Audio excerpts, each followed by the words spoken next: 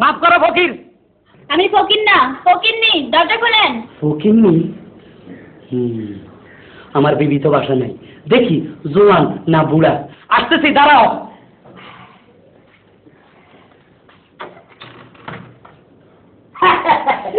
আসো আসো আসো আসো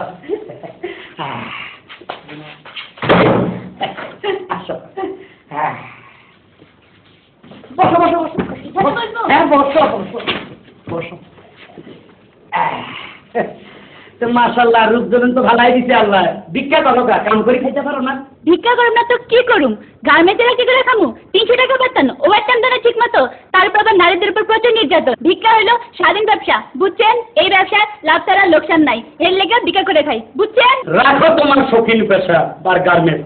আমি তোমারে এমন কাজ দিব, আমার বিবি কিন্তু আজকে বাসায় নাই। কিছু বাসি হাড়ি পাতিলা, ভালো খাওয়াও আছে, কিছু আপেল আছে ফ্রিজে, সব তুমি নিয়ে যাবো। যাওয়ার সময় দরকার আমি নগদ কিছু দিব। তোমার হাতটা কেমন? বাহ, ফকিনের হাত কি সুন্দর। দেখি খুব মজা আছে, ছাড়েন।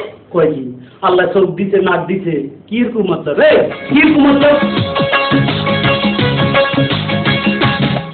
তোর হাত দিছে, চক্ষু দিছে রে, তোরে রূপ দিছে, যৌবন দিছে রে, তবু তুমি কেন ভিক্ষা করো রে, তবু তুমি কেন ভিক্ষা করো রে।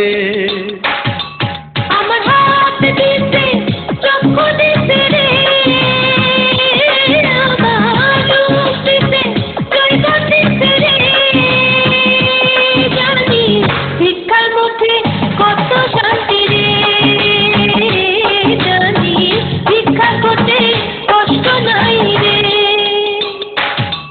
তোর হাত দিছে, চক্ষু দিছে রে, তোরে রূপ দিছে, যৌবন দিছে রে, তবু কিসের জ্বালায় ভিক্ষা করো রে, তবু কিসের জ্বালায় ভিক্ষা করো রে।